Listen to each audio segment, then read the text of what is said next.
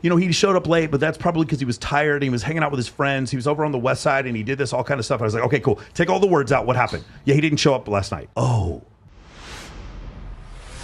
Because then I used to work in a strip club, and I would see this over and over again. And then after a while, I started to come to the realization, it's like, this is why men a lot of times choose younger women, is because they haven't gone through as much PTSD. They can train them. Mm-hmm. I mean, yeah. I don't really think it's that. I really don't think it's that. I think the whole grooming training thing is way overblown. That's because you're a man. Yeah, but I don't listen to you guys. So were you trained? I don't think you guys felt like you were trained by these men. But you don't know you're being trained when you're doing it because you don't know any better beforehand because you're so young that you haven't been through it. So like you literally are going through it. And you have no idea it's being done. Yeah, but I feel like that could depend on the guy, though, because if the guy has done the work and has bettered himself to where he's actually ready to be in a relationship, somebody who's younger could still be vulnerable, fresh out of school, not actually had the hardships yet that somebody who's older could have gone through, to where we've gone through some up relationships. I got one. You know, I got so there's one still example to their counter innocence that. can still be intact, but that they could break their innocence. Absolutely. And then at their young age, they could destroy him for the next people. But if the guy is already... I'll tell you why. You know what? One or two words. Tinder swindler. Okay? Those chicks in that were like well into their 30s when that was going down, and they took out multiple loans. Actually, there's only 3 in the documentary. There's several more that were a part of that. But again, it was that fantasy of this guy who was like a Mossad agent and was, you know, had his own like private jet and flying to Belarus or whatever. And the very first girl who was on there, she was something like 34, 36 years old. And she thought her ship had come in. She just met the guy on Tinder. And within 45 minutes of meeting the guy on Tinder, she's on his private jet flying out to, Mykonos somewhere. Had no problem with it. And nobody stepped in and said, do you think you're going to die by going on this guy's plane? Nobody stepped in whatsoever because her girlfriends wanted to believe the same story she was believing, and they couldn't. But they wanted to live vicariously through her. Yeah, he manipulated so many girls. So that's like whenever I hear like Dr. Jordan Peterson talk about like, oh well, you know, older women don't fall for that. I'm like, get the out of here. Go watch Tinder Swindler. You're absolutely. Because I've also found this situation with older women where a guy will come up and what's it, lover boy, whatever it's called, where he'll pretend like he wants to be in a relationship, but he just wants to have sex. And so I've seen older women fall for that as well. So that's definitely, I definitely he like romanticizes the situation. For sure. And then like sucks her in, especially if somebody's been through trauma. I mean, I'm older. I've been married twice. I've been engaged 5 times. So I've been through it. If a older guy, especially now, comes along, there's certain things that I didn't get from my past relationships that I'm looking for. So if they hit those certain points in the beginning of our interaction, you're more apt to get connected to them faster and fall for it harder and faster. Well, let me back this up a little bit too. That'll just sort of like give you the opposite side of this equation here. The girls that were part of the Tinder swindlers swindle, right? You got to remember that they were women who were waiting for that to happen. When they were in their 20s, when they were naive, they never had that experience with a guy like that who kind of swept them off their feet and then turned out to be really toxic and was the son of a right? And they had to go through that process when they were like, say, 23, 24, 25. Now they're 36. They never experienced that. So are they still kind of naive? Yeah, but they still wanted to be swept off their feet by the Tinder swindler because they hadn't gone through that when they were in their 20s. I feel like when people go through that, regardless, I don't think any person here doesn't want to be swept off their feet, regardless of how old you are. That is sort of the problem. Like I've always been like brutally honest with every girl I've ever dated, and it's very clear to me when they're used to abuse. You're such a romantic. Yeah, when they're used to like there are girls that I met that are like super attractive. There's one girl I remember, she lived here and she started dating this male stripper, and we all just thought it was kind of funny. She's having some fun with him. Then she moves to Australia with him, gets married to him. The day she has the baby, he's off cheating on her. She comes back to the States. You know, we're sitting at El Dorado one time, and she's telling the story, and she's like crying. She's like, I can't believe he cheated on me. And we're all looking around at each other like, you married a male stripper. Like, I don't understand. Like, not only was it so crazy to hear her not take accountability for her decision, I would never date this woman. Like, because in my mind, it's like, if I want to have a healthy communication with you, you are not capable of receiving it. And that's the problem. Do you understand? That's the issue. Like, I think that's the difference. And I do not agree with this idea that this is something that only happens when you're 21 and not when you're 31. No, if grooming is real, it happens all throughout your life because of the thing you just said, this necessity for this addiction to this belief of getting swept off your feet. When I watch my grandparents, do you know what they were with each other? Honest. Hey, guess what? We're going to have to stay together to get through the Great Depression. Sorry, this is what's going to have to happen, man. We're going to have romance all the time. We're going to go out and eat steak dinner. No, we have to survive the Dust Bowl and the Spanish flu. That's how old my grandparents were, right? That's essentially what happened. And when I meet girls who can just deal with my level of honesty, we have a future together. Yeah. If it's a situation where I have to continually, I didn't love bomb you enough today, you didn't get enough love bomb attention, well, I don't know what we're going to, let me give you some more love bomb attention. What's your love maybe language? Let me build up to the certain level of affirmation you need, and maybe we can make it through another 24-hour period before getting a fight. So you can see some women are capable of that and some aren't. And when I see that they aren't, I'm sorry guys, what'll happen is if I was single and I would met a girl like that and it was just like she's sitting there going off, it's like, yeah, my ex was a narcissist. And my ex before him was a narcissist. And my ex before him was a narcissist. And my ex before him was a narcissist. I'm thinking of, I'm about to have a great time, probably give you mind-blowing sex, and there's no chance we're going to be in a relationship. They can't have all narcissists. You understand what I'm saying? Like, that's essentially what happens. And so that's one of the biggest mistakes. Got a question for ladies. Okay, so think about the guys you were just talking about right now that were like, they're toxic, but they're hot. The guys who that you invested a lot of time in that guy and it didn't work out, or you knew you needed to separate yourself from him. Did you think at some point you were going to be with this guy for the long term? Did you think that he was going to have the potential to be like a husband or father or to be more than he was at that time? You were just sort of waiting him out. Do you enter into it looking at it because like that? the guy's very exciting, but you're kind of like hoping that he's going to go from the bad boy to being somebody who's a little bit more dependable. Would you agree with Absolutely. that statement? Like the guy I that you were with? Like you saw potential of him being a good long-term security bet. But I only saw that side, or I only had that disillusion during the love bombing phase, the 6 happy months. But when the mask turned, was that I when didn't you first still met him? Was that when you first met him? when I You were first like, met him. then It wasn't when he changed. started showing toxicity that I was like, well, maybe he'll come back around. I didn't think that at all at that point. But you thought he was somebody that you could be with Yeah, for the long term. In the long term, before she knew he when was it was toxic. still in the love bombing and he pretended to be the perfect guy, of course. Anybody. Was the potential or the fantasy of him being something more than that? Is that what kept you involved in the relationship? Like believing that he could possibly, you'd fix him, right? He could be something more than he is, and if I just wait him out, he's going to be the guy that I can lock down for the long haul. I didn't want him to be more than what he was. I wanted him to be the guy he eluded me to be, eluded himself to be. I just wanted Did that he do person. that, or Promise? did you think that? No, you he could did do that. Like, unfortunately, my dumbass gave him my handbook. I literally hand wrote it and handed it to him. When he came into my life, I was 2 months out of being out of my first marriage. It was in a group setting with friends, and he would come over and everyone would just hang out with me so I wouldn't feel alone after my divorce. Every time that people were like, yeah, I can't make it today, I can't, everyone eventually dropped off but him. He was the only one still coming over to hang out with me. I would cry and I would tell him, like, I can't believe that my marriage after 11 years is over. Like, I knew that I wasn't in love with my ex-husband anymore, but it still hurt. It still was sad. It was the end of the only person I'd known since I was 18, the only person I'd been with. So I was scared to be single in Vegas, across the country from Miami, with no family here. And my ex-husband used to do this. My ex-husband didn't do this. He came in 30 seconds or less. And all the things that was going... So you were comparing him. So you were comparing 30 seconds. Can we just hold up on 30 seconds? all And the you stayed things that 6 my months ex-husband did wrong. Oh, okay. And I was giving him the handbook on lasted how 11 to years. come manipulate me. I gave him all the answers for how to appear to be the perfect guy. So as soon as I told him, hey, my ex-husband never planned a birthday for me. He never did this. He never did that. This man showed up and did those things times 10. And it didn't come off in the moment disingenuous. My beep boop beeps didn't go off. It didn't register to me that it was a manipulation. It just felt like I found the perfect person that was doing the things. I was like, oh, so that does exist. This whole time I was in this marriage for 11 years and I felt like something was off, something was missing. And I was like, what if it's me? Maybe I'm asking for too much. Maybe I need to not be so delusional and think that there's this perfect person. And when he came into my life, he seemed like that perfect person. I was like, oh, so they do exist. Okay. But it wasn't after that. So that's what the Tinder swindler sold to these girls as well, Right. was the idea Right. that there's a possibility of a long-term situation with that guy. That's what I'm asking right here. So, Monica, you were with two guys that were sort of like this. When you were with them in the beginning, did you see, or did you think you could either fix them, or did you think that it was there was a possibility of a long-term situation that was going on there? For me, it wasn't. I already knew it would never end good. Like, I knew I will never stay with these people because I was just not capable to leave them because I was just too in love. But I knew I was smart enough even then to know that this is gonna stop eventually. I just have to find the courage to finally leave. Well, in this first one or two. relationship where I was like, it was really bad. It was 5 years.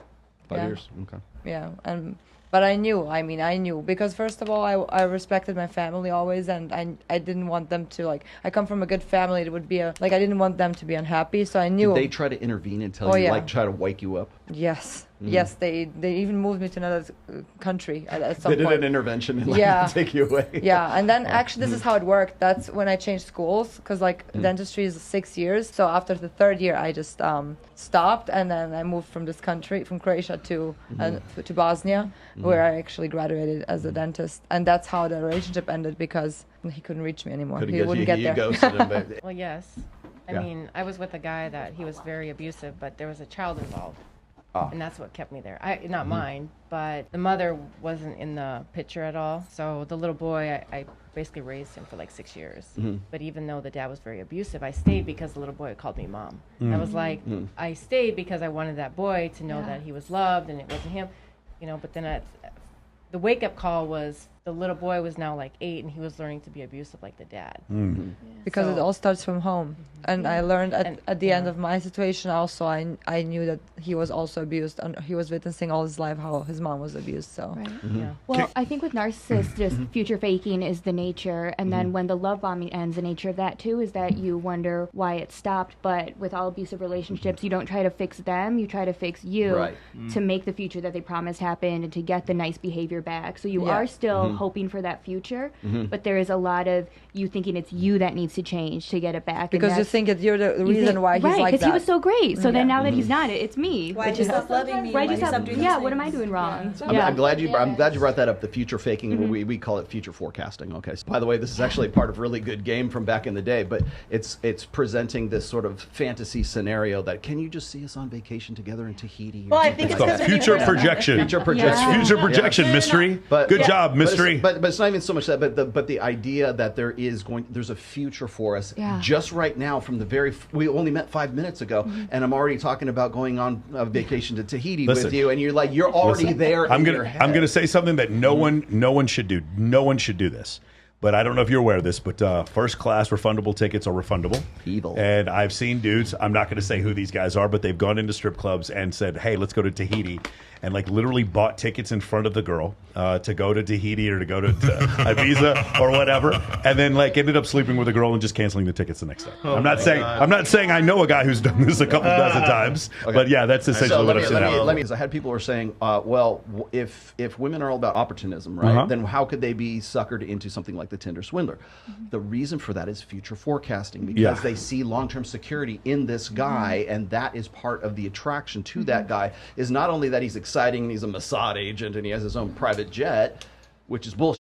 But the idea is that I could be married to this guy and still live this fantastic, wonderful fantasy life to a Mossad agent, and I'm going to be, he's a diamond merchant. So let me point out something. One of the things we say, rule number one in Men of Action, is we don't listen to the words. We only pay attention to people's actions. And what will often happen is if you guys had a male family member or a guy friend or cousin or whatever like that, a brother who could look at your relationship objectively and just look at the actions, a lot of time, like none of the girls who got hit up by the Tinder swindler, had they been my friend, I would have been like, no, let's take 5 seconds, let's search some tail flashes, let's look up some names. None of this is true. It would take 2 seconds. But the women they're so in it. They're just like swimming in the dopamine. So I would recommend this because I don't give a lot of advice to women, but this is advice I do give for women. Number one, only pay attention to actions. You guys are so lucky. Let me explain something to you. If a guy wants to marry you, do you guys know what he does? He asks you to marry him. Yeah. If a guy wants to you, you know what he does? He you. Well, I don't know what. Maybe he's just like dealing with work and there's this. No, listen to me, guys. One more time. If a guy wants to be in a relationship, he asks you to be in a relationship. If you would take all the words in your relationship and throw them out and just pay attention to the actions and explain it to someone like me or Rolo, like just so third party, someone like that, we're gonna be like, okay, now explain it back to me without the words. Do you see how it makes way more sense now? So I would recommend, actually, no offense, if you guys have a guy, impartial guy in your life, a brother would be perfect, a father, an uncle, someone like that who's like not trying to sleep with you, like someone in that capacity who can look at your situation objectively, take all the words out. You're going to miss a lot, like a lot of these things. Again, the girl who married the male stripper, like, male stripper, ha. Oh, no, you're going to marry. Oh, wait, what? No, stop. Obviously, you're not going to marry him. Come on, what the you, but that voice doesn't go off in her head because she doesn't have that third party approach to it. She can't look at this thing from 50,000 foot view and say, there's no chance this is going to, or very little chance that this is going to work. I messed up. Having someone with some wisdom. Now, here's the other problem. I have a lot of female friends that I've given this advice to. I give men advice and I give women advice. Anybody want to guess which of the two genders listens to my advice and which of the genders almost never listen to my advice? male. I can guess. The men listen to my advice because they want to get in better shape, they want to make more money, and they want to be better with women. They have an objective. I give them solutions to the objective. I show them irrefutable visual evidence, and then they do what I say and they get the objective. With women, I tell them a thing to do, and it doesn't feel good. So they don't do it, and they keep going back to the same dude over and over again, and they're upset. If ladies would just listen, like pay way more attention to the actions of the men and women in your life and pay no attention to the words. Imagine the entire interaction. Strip all the words away and just say, well, you know, he showed up late, but that's probably because he was tired and he was hanging out with his friends. He was over on the west side and he did this all kind of stuff. I was like, okay, cool. Take all the words out. What happened? Yeah, he didn't show up last night. Oh. The medium is the message. Do you see how that makes way more sense if you just take the words out? He just didn't come home last night. Okay, everything you're saying right now is one of the main reasons why Loretta and I either like or dislike whoever each other is dating. Because Loretta is the third objective party and vice versa. For sure. Like, she'll be like, Ava, shut up. I think that the two of you have the best interest at heart. You are also both kind of like probably being women, romanticize this idea of like true love and being happy. Find a fucking cold-blooded ass dude. Find a cold-blooded man who like just does not give a and isn't trying to fuck you, and ask him like to describe the situation, and you're going to find something that is much, much, much closer to the truth. Okay? The whole concept that you guys have been talking about for a while, like being like honest and true, like that's not necessarily like a foreign language to us, but that's really weird because Loretta and I are so brutally honest with each other Everyone all the thinks time. we're mean to each other. I'm like, we're not mean to each other. We're just being honest. Yeah, some people are like, you guys are so mean to each other. It sounds like they're so mean. I was like, I'm not mean. Everyone. So like what you were saying, Michael, when you first meet a girl and you're brutally honest and you're direct, if they can't handle that, then they can't be with you. And but that's how I feel too. And it's like, oh, they're from New York. No, but here's the I can be honest with my sister, but if I say it same thing to a girlfriend, she will fantasize, like still go on and not and like take the my thing is, I'll give a girl some advice, and I'll be like, hey, listen, you're gonna anyway. It's fine. I'm just telling you what's gonna happen. Here are the next 5 steps. When that happens, just go ahead. Anybody here watch Game of Thrones? You have friends who watch Game of Thrones? Everyone knows what happens after season 1, episode 8 that like makes everyone cry. And I'm not going to say what it is. It's the episode called Baylor. Never seen it. So everyone like, you're going to watch a show after episode 8. You're going to call me. You're going to be crying. It's fine. We'll get over it. And then it's season 3, episode 5. I'm not going to say what it is, but it has to do with red something. And everyone freaks out and they're like, Michael, I hate this show. I can't believe you. It's the same thing. I can kind of see the steps that you're going to go down on this path. And I try to explain it to these women and they don't listen. And that's fine. It takes you a while of dealing with the abuse to get it after a while. But my point is, I promise you, ladies, as soon as you pay more attention to what's actually happening and less attention to how you feel about it, you will have all the answers. There's psychologists and therapists listening to me right now that are telling you Michael's wrong. Michael's not wrong. What I'm saying is the truth. If you pay more attention to what's actually happening and less attention to how you feel about it, you will be far closer to the truth. And that's actually the truth. Okay? See, I had a male telling me like not to marry him after being with him for 2 weeks. Yes. Like I had a male, it was my ex. Like I'm friends with but exes. that doesn't work because the ex still wants to put his penis inside of you. So that doesn't work. He's always going to come up jealous. It needs to be someone who like legit, that's why I'm saying cousin or brother. Yeah. And then listen and be like, hey, you know what? This doesn't really make sense for this and this and this. This isn't going to work. You met him in the strip club, yada, yada, yada. He had a bunch of red flags. Yeah, of course. Every ex was crazy to him, like bunch of red flags, one after the other. Like it just, I mean, he wanted to marry me after a week. Yeah. Any guy that wants to marry a girl after a week, For sure. something's That's definitely wrong with them. Yeah, no, again, I have a friend of mine right now. She lives in Orange County. Hopefully she doesn't figure out who I'm talking about.